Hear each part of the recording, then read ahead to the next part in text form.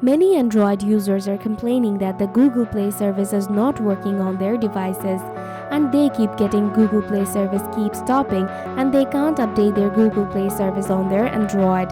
Because of this, in this video I will explain 3 advanced troubleshooting processes to fix your problem. Let's get started. Solution 1. Enable this setting to fix your internet. Open Setting, scroll down, tap Additional Setting, scroll down, tap the Developer Options, scroll down, enable Wi-Fi scan throttling. Also active the Always Mobile Data on if you're using mobile data. After solving your internet issues. Solution 2.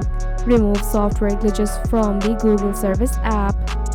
Open Setting, scroll down, tap Apps, tap Manage App, find out Play Service app, tap on it, come down here, tap Remove Update, tap OK, tap Clear Data, tap Manage Space, tap Clear All Data, tap OK.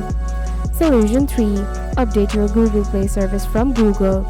Open any browser on your Android device, tap Search, type Google Play service, come over here. Now try to update the app from here.